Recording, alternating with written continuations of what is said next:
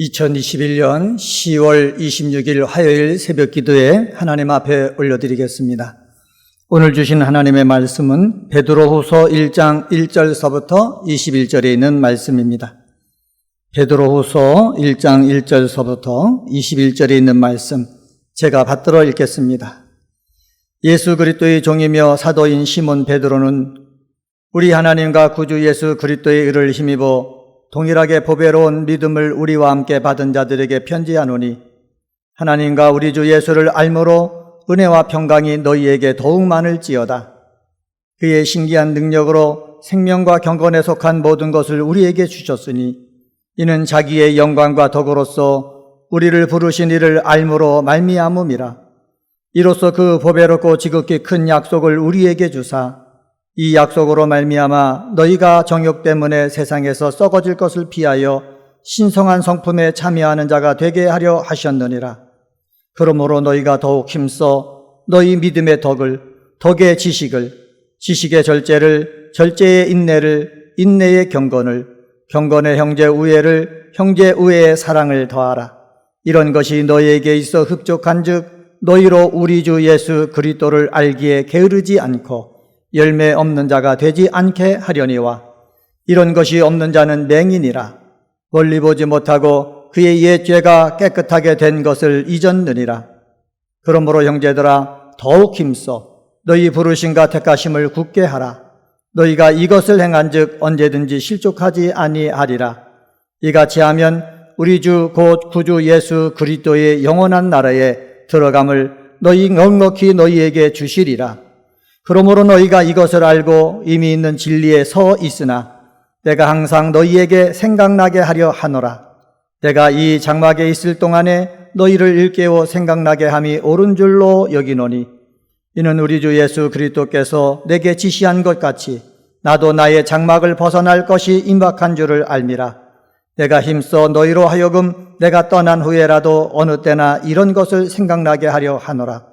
우리 주 예수 그리스도의 능력과 강림하심을 너희에게 알게 한 것이 교묘히 만든 이야기를 따른 것이 아니요 우리는 그의 크신 위엄을 친히 본 자라. 지극히 큰 영광 중에서 이러한 소리가 그에게 나기를 이는 내 사랑하는 아들이요 내 기뻐하는 자라 하실 때에 그가 하나님 아버지께 존귀와 영광을 받으셨느니라. 이 소리는 우리가 그와 함께 거룩한 산에 있을 때에 하늘로부터 난 것을 들은 것이라. 또 우리에게는 더 확실한 예언이 있어 어두운 데를 비추는 등불과 같으니 날이 새어 샛별이 너희 마음에 떠오르기까지 너희가 이것을 주의하는 것이 옳으니라. 먼저 알 것은 성경의 모든 예언은 사사로이 풀 것이 아니니 예언은 언제든지 사람의 뜻으로 낸 것이 아니요 오직 성령의 감동하심을 받은 사람들이 하나님께 받아 말한 것임이라. 아멘. 베드로후서 1장 말씀을 봤습니다. 1장 말씀 중에 2절에 보니까는 하나님과 우리 주 예수를 알므로 라고 말씀하고 있습니다. 3절 말씀에 보면은 우리를 부르신 이를 알므로 말미암아 라고 말씀하고 있고 8절에 보면은 우리 주 예수 그리스도를 알기에 게으르지 않고 라고 베드로는 말하고 있습니다. 여기서 알미라 할 때 헬라어 단어를 어떤 단어를 썼냐 하면은 에피그노세이라는 단어를 썼습니다.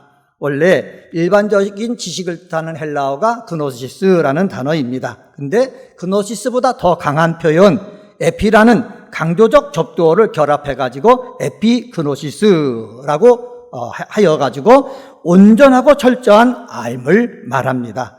베드로가 사도가 말하는 에피그노시스라는 말은 뭐냐? 진정한 구원으로 이끄는 하나님에 대한 참된 지식, 단순한 지적 이해가 아니라 하나님과의 진정한 교제를 통해 인격적으로 온전히 변화시키는 지식, 이것을 알미라 이렇게 얘기합니다. 오늘은 베드로가 이런 소망을 가지고 1장 말씀을 가지고 하나님을 온전히 아는 자라는 제목으로 말씀을 전합니다. 첫 번째로 하나님을 온전히 아는 자는 은혜와 평강이 더욱 많아집니다. 2절 말씀입니다.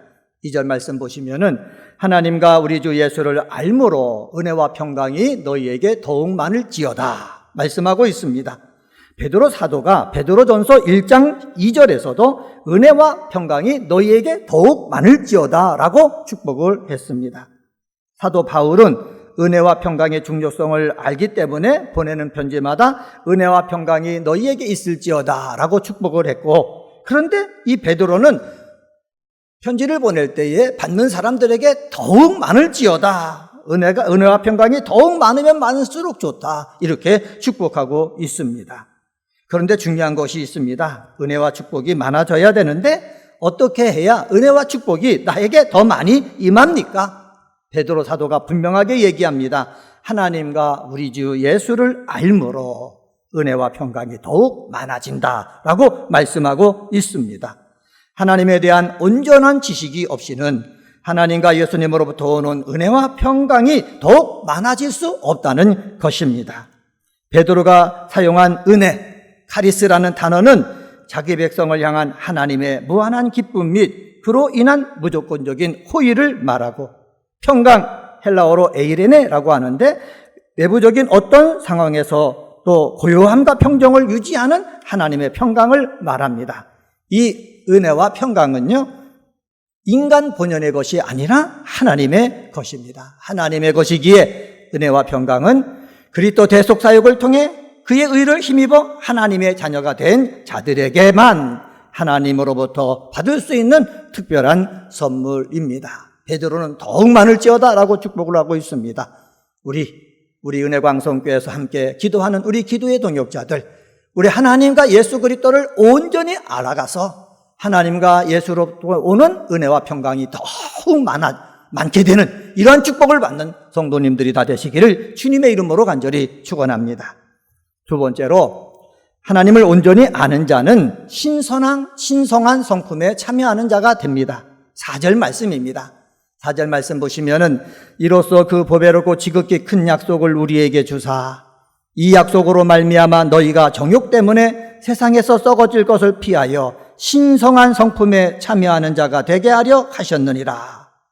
여기 4절에서 신성한 성품에 참여하게 하는 자가 되게 하려 하셨다라고 사도 베드로가 분명하게 말합니다. 여기서 신기한이라는 말은 뭐냐? 여기 신령한이란 뜻이 있습니다. 한글 개역 성경의 번역처럼 어떤 희한하고 신비한 능력을 뜻하는 것이 아닙니다. 전능하신 하나님에게만 속하는 신적인, 또한 신성하고 거룩한 능력, 이 능력을 갖다가 우리 신성한 이렇게 표현하고 있습니다. 성품은 무엇입니까? 본성, 본질을 뜻하는 말로 하나님의 본유적인 특성을 가리킵니다. 당시 헬라 철학에 물든 이교인들은 이 신성한이란 단어를 어떻게 생각했느냐? 이렇게 생각했습니다. 인간 내면에 본래부터 신과 같은 거룩한 성품이 있다. 이것을 잘 개발하면 성인이 되고 거스리게 되면 악인이 된다. 이렇게 믿고 있었습니다. 그런데 베드로가 말하는 신성한 성품에 참여하는 것은 이것을 말하는 것이 아닙니다. 베드로는 그리스도와의 참된 연합을 통해서 신성한 성품에 참여한다라고 말하고 있습니다. 성령과의 교제를 통해서 신성한 성품에 참여하게 된다고 말하고 있습니다. 우리 모두 하나님과 예수 그리스도를 온전하게 알므로 말미암아 내 말이나 행위나 삶 속에 정말로 그리스도의 거룩한 그 삶을 따라가는, 그러한 삶의 방식을 따라가는 우리 은혜광성의 성도님 되어지기를 주님의 이름으로 간절히 축원합니다. 세 번째로, 하나님을 온전히 아는 자는 부르심과 택하심을 확고하게 합니다.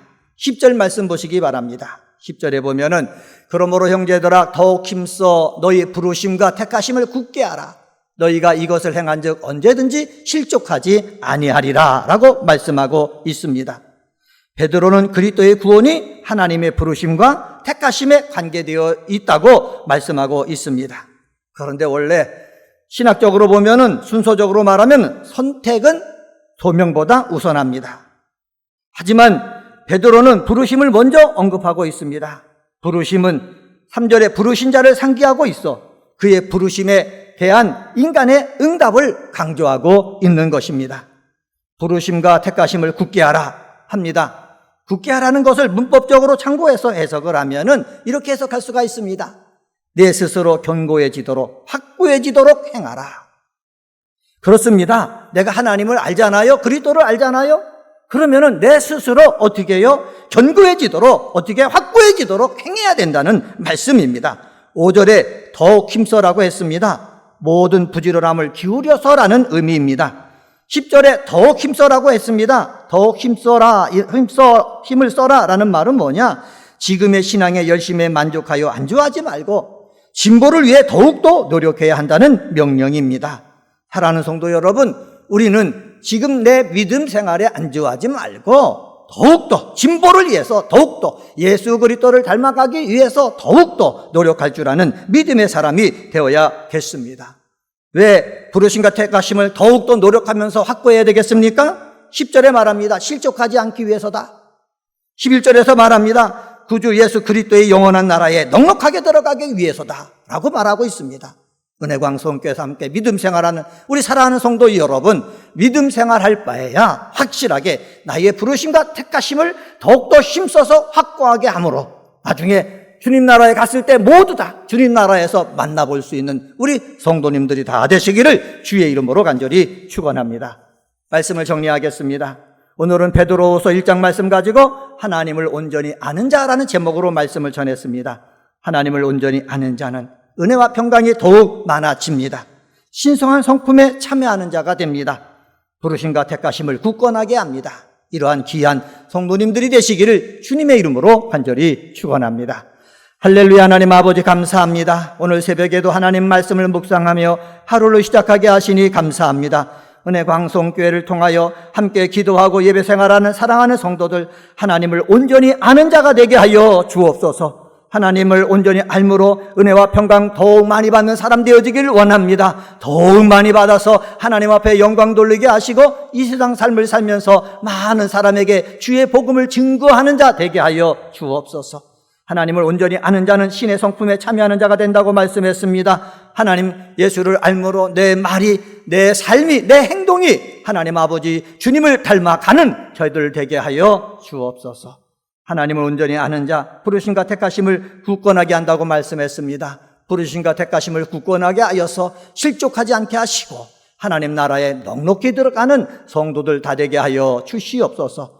2021년도 우리 은혜광성교회 기원이 있습니다. 새 예루살렘 같은 교회가 되길 원합니다. 강림하는 교회, 함께하는 교회, 씻음받는 교회, 몸된 교회에서 믿음 생활할 동안 이런 축복을 맛보길 원하오니 하나님께서 역사하여 주옵소서. 하나님 아버지 코로나19가 하나님 아버지 물러가길 원합니다. 이 코로나19 바이러스를 이겨내길 원합니다. 하나님 우리나라에도 백신이 개발되게 하시고 치료제가 나오게 하시고 예배가 정상적으로 돌아와서 아버지 11월 달에는 우리가 계획했던 일들 하나하나 아름답게 진행해 나갈 수 있게 도와 주옵소서. 특별히 10월 30일에는 하나님 아버지 우리가 추수감사절 예배를 드리려고 합니다. 1년 동안 받은 은혜 진심으로 주님 앞에 나와 감사할 줄 아는 우리 사랑하는 성도들 되게 도와 주옵소서. 우리 소동들 가운데 몸이 아픈 자들 그냥 내버려 두지 마시고 주님의 손으로 안수하여 주옵소서. 마음이 혼동스럽고 괴로운 자들 주님 찾아가셔서 위로하여 주옵소서. 직장이 없는 자에게 직장을 허락하여 주시고 대학에 가기 위해서 열심을 다해 공부하는 자들 아버지 마무리 잘할 수 있도록 지혜와 총명과 명철과 이해력과 논리력과 암기력을 더하여 주옵소서. 임용고시를 준비하고 공무원 시험을 준비하는 자들 하나님 아버지 여러 가지 자격시험을 준비하는 자들이 있습니다. 하나님께서 함께하여 주셔서 저희들 열심을 다하여 공부해 싸우니 하나님 아버지 좋은 결과 얻을 수 있도록 주님께서 도와 주옵소서. 오늘도 주님의 이름으로 승리케 하여 주실 줄 믿고 감사하며 이 모든 말씀 예수님의 이름으로 기도드리옵나이다. 아멘.